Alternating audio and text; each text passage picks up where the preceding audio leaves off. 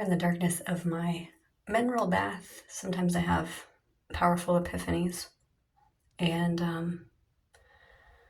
one of my recent ones, actually yesterday, and reminder just now, I was in the grocery store checking out, and the lady in front of me said, "Oh, I think you forgot to scan that one." And she's like, "Oh, thanks."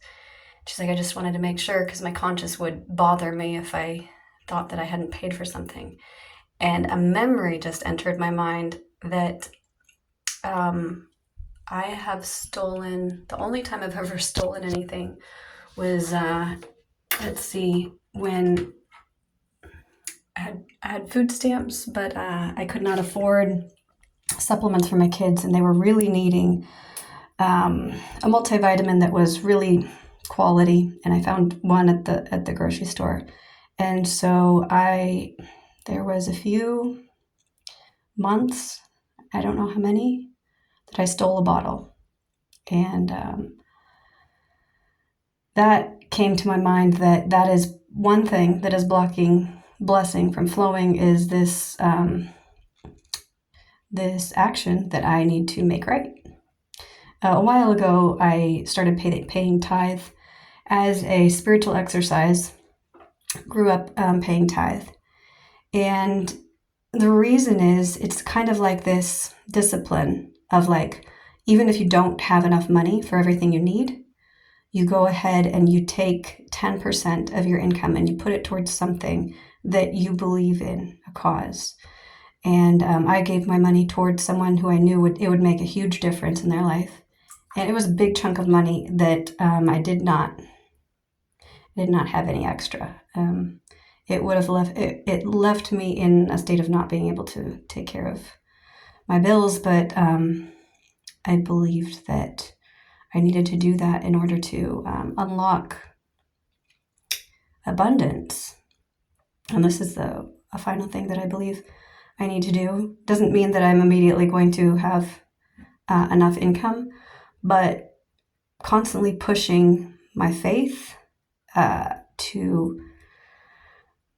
to follow my conscience, even when I think that it's not going to necessarily result in immediate relief. And that's where faith grows. So I'm going to go to the store today and see if they can maybe track down how many missing bottles, because I can't remember if there were 3 to 6, somewhere in there, and I wanted to pay for those.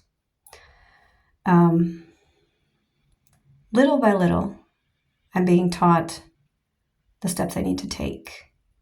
And same within my health regimen. Like, I was taking detox baths maybe once a week, and I was not showering enough.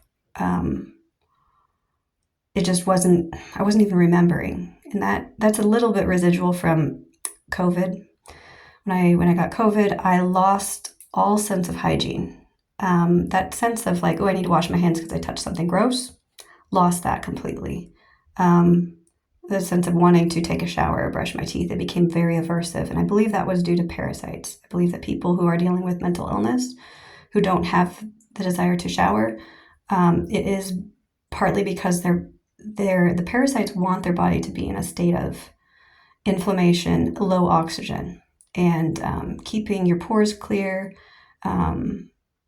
is part of that. They're able to breathe, right? And so when your pores are clogged, and you wear the same clothes, and you're covered in a film of, like, grease and grime, it keeps your body from having a higher oxygen state.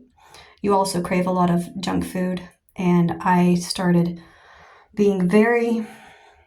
having aversion to healthy food, so much so that I sometimes could not force myself to eat anything except a organic, like, chocolate protein bar. And I kind of lived off those for a while. Not the ideal source of fuel, but it was better than some. I would not allow myself to eat junk food that was, fast food or non-organic or really processed. The bars that I ate were at least, full of good quality nutrients, if although they had too much refined sugar. My body craved sugar. I couldn't eat just protein and fat. I tried multiple times to do a keto diet to kind of reset. And I felt sick the entire time. 3 weeks was the maximum I was able to go. I would get so weak, so nauseous, and diarrhea and everything. I've tried fasting, water fasting, or just like superfood smoothies. And always the result has been a lot of suffering and negative side effects. It wasn't until I started taking mushrooms. Certain kinds of mushrooms have completely eliminated the liquid diarrhea that I'm talking about. I know that it was the same parasites that my dogs were dealing with because of the color and the smell. And so it's chronic infection of parasites over 4 years, and possibly before that. Before that, I had symptoms, when you see malnourished people with extended bellies in other countries, and they're all skinny except their bellies. My belly was distended and rock hard and almost like I was pregnant, but I wasn't. And so I think that very well could have been symptom of at least bacterial dysbiosis. I've used a lot of proteolytic enzymes and other digestive enzymes to eliminate biofilm. But until I started using mushrooms and other good probiotics to repopulate, it has not been effective. So I've had to learn from trial and error a lot in every area of my life. And I believe that the way I'm being taught is because I don't learn from other people's experiences. I have an independence to my mind that means I'm very resistant to influence. Like I don't think I could be hypnotized even if I wanted to be, because my mind resists that unless it's coming from myself. I have started to be able to do self-hypnosis through guided hypnosis, which is basically I'm taking those words and accepting them as my own, and I'm commanding my own mind to open up. It's not something I'm passively allowing. I don't have a passive mind. I don't have any ability to be influenced by someone else unless it resonates with something I know to be true deep inside. And so many times people have tried to influence me to think this way or that way or try this or that, and I can't unless I am led internally through intuition. And then, so you can plant seeds and they will grow, they will germinate at the right time. But it's that stubbornness of thinking is partly what enables me to go against the stream, swim upstream. I can develop these independent thoughts regardless of what other people around me are thinking and saying. And certain things I just know to be true deep inside. So it does make it difficult for me to change because I have to change by very small degrees, and I have to accept truth. I mean, honestly, it's not that slow when you consider that about 3 months ago I was completely depressed. No, let's see. Okay, so I quit my job in July. It is now, July, beginning of July, August, and we're almost through September, so almost 3 months. And I've experienced profound change to the point where I don't recognize myself before. So it is relatively quick. A lot of people who have been studying for years, like let's say 30 years, come and try to impress upon me things that where they are at. But it's like it would be jumping through a process of learning that I can't skip. I can't skip any step. So by following every step very systematically and learning the logic behind it, the science behind it, I'm able to assimilate it in a way that makes sense. I think that I will be able to explain better to people who are very resistant, like myself, that have very independent minds. So you have about a third of the population that is open to placebo. They've found this in studies. They're very easily influenced. They're easily hypnotized. Darren Brown has done a lot of work in this area, and he's very fascinating. But then there's those who have a very strong nocebo effect. They also have the ability to manifest, but their experience has led them to expect negative things, and that is their path to develop their power to manifest, but in the opposite direction. And they accumulate. They don't accumulate. I think this is how they work through karma, is they have accumulated karma in past lives, and then in order to work through their karma, they attract a lot of negative experiences. And this suffering purifies them, and it breaks them down and gets them to rock bottom. Perhaps I don't think I had nocebo effect either. The reason I know that is because I tested this many, many times with my own self-experimentation. One experiment was testing my nocebo effect because I came across this theory that, and I tested it, that sulfur was very, very detrimental to me at the point that I was, because I had very poor sulfur metabolism, and so I would build up levels of sulfur, which would cause these sulfur particles grab onto metal particles very weakly, and they move metal, but then they drop the metal, just causing what did they call that? A redistribution. And then you have worse symptoms because the metal, when it was sequestered in your tissues, it was stable. Your body kind of hides it away in fat in different tissues, sometimes in your bone. But as long as it's not moving, it's causing minimal damage. But when it starts to move, it causes a lot more oxidative stress. And so sulfur, particularly from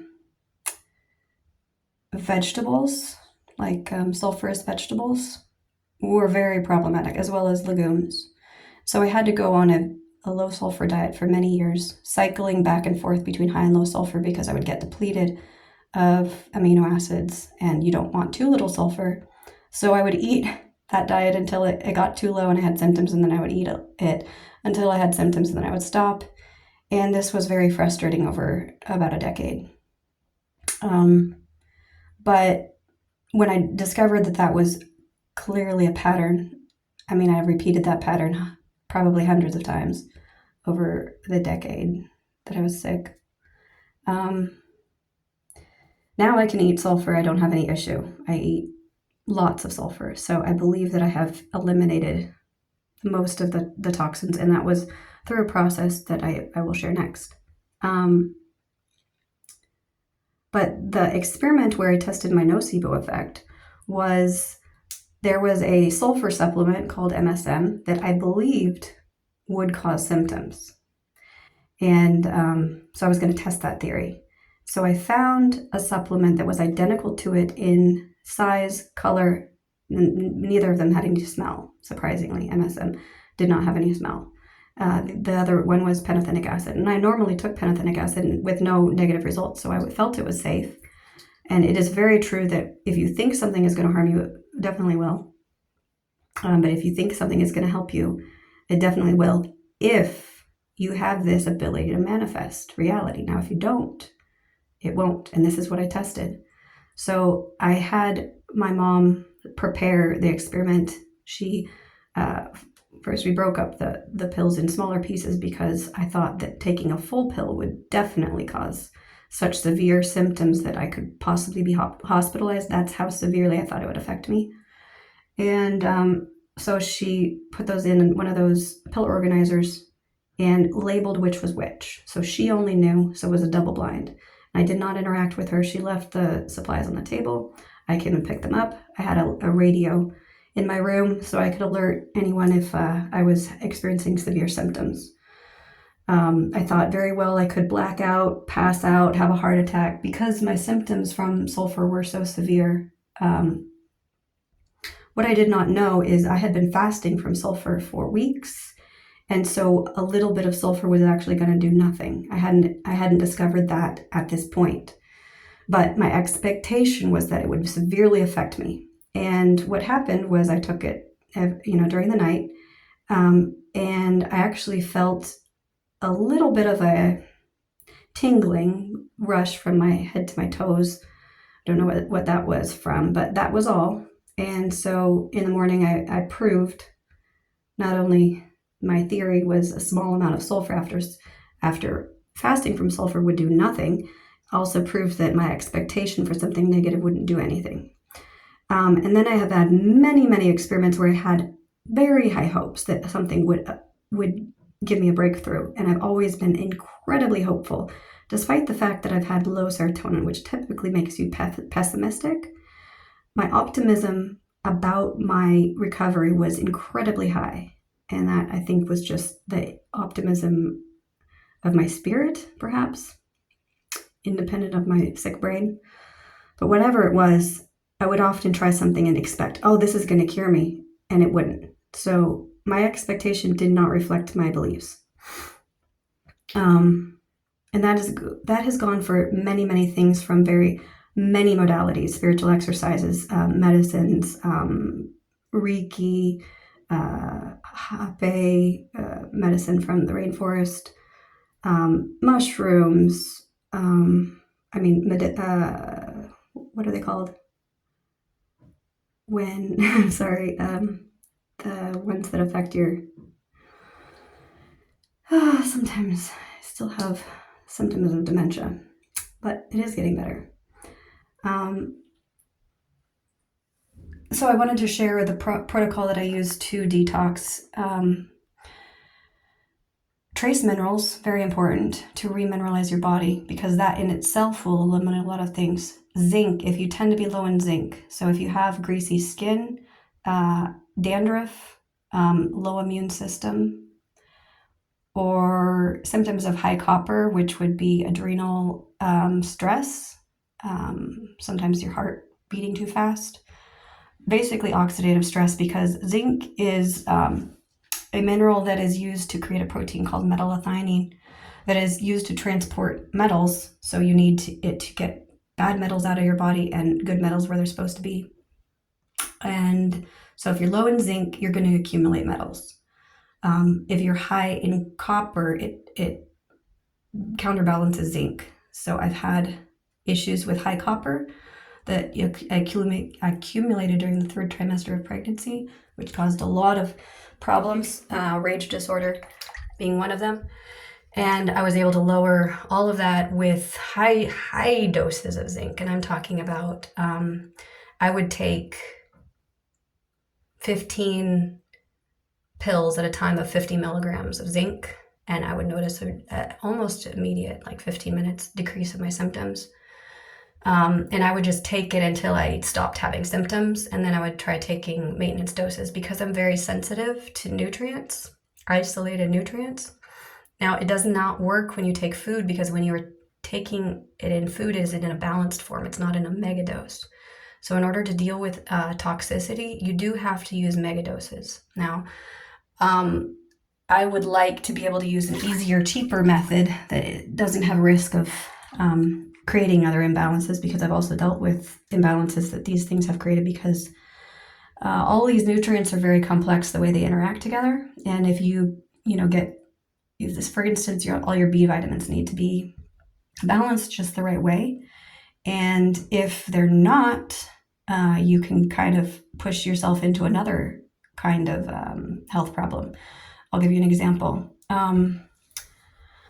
I had symptoms of B6 deficiency, which was primarily muscle weakness and irritability, because you need B6 in order to, I don't know what the effect on the muscles was. That was kind of unique.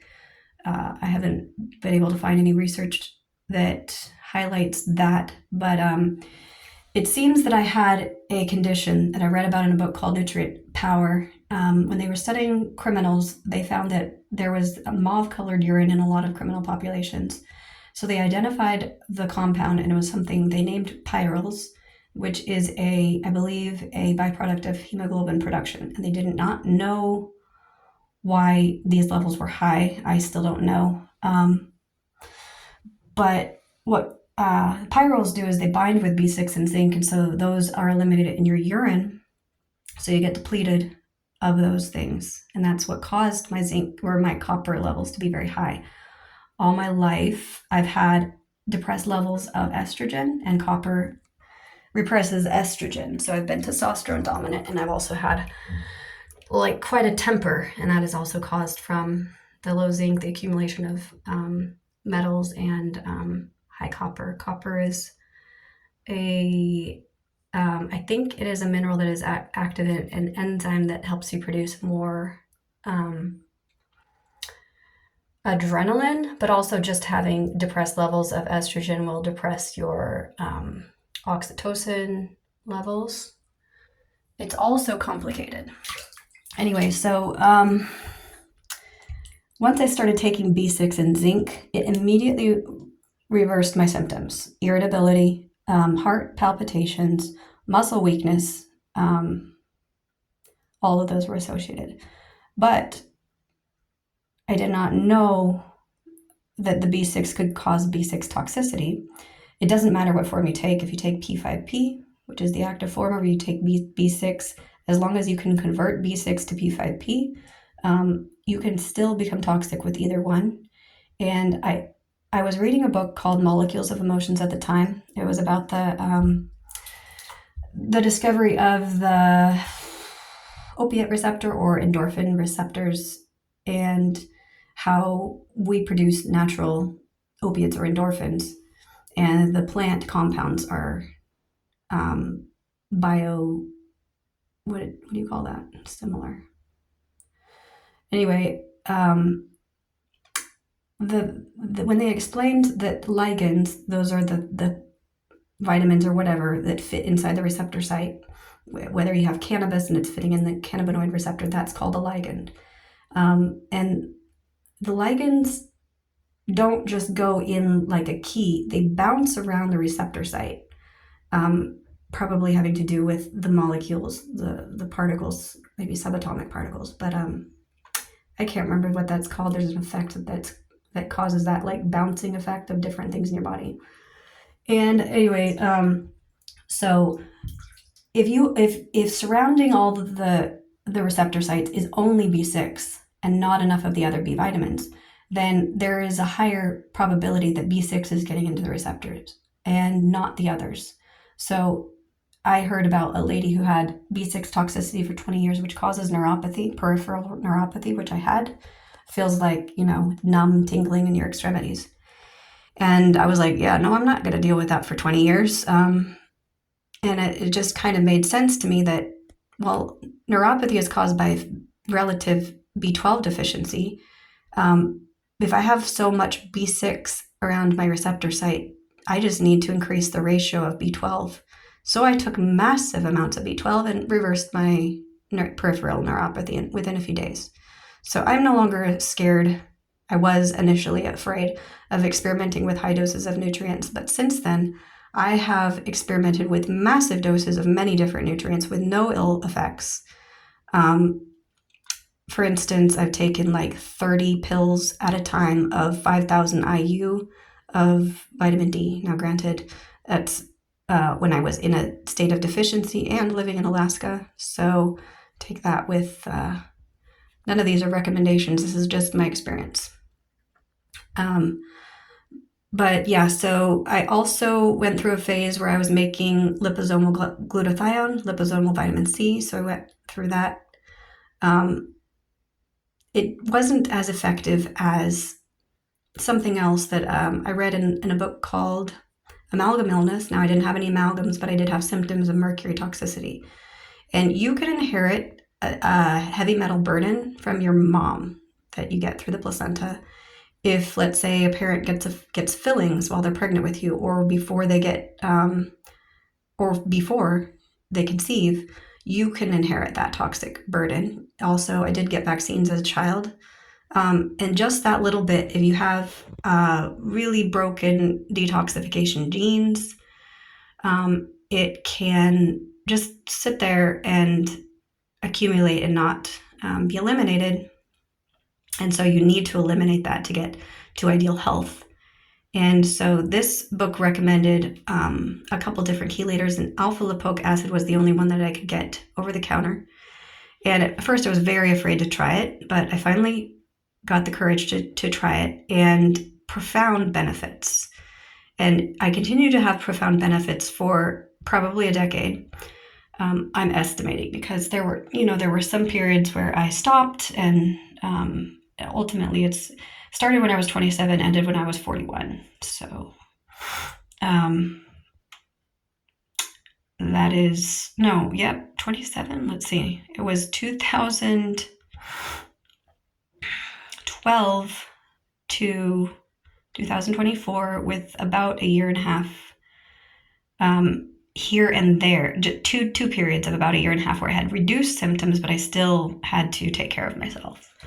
So it's hard to estimate how long I was sick, honestly. And the trigger was, there were two separate three actually. The first one trigger was my second pregnancy with my son. I was about 3 months pregnant, and that lasted until about 2000, I want to say 15. And then I had a period of fairly good health for about a year and a half, and then I got worse.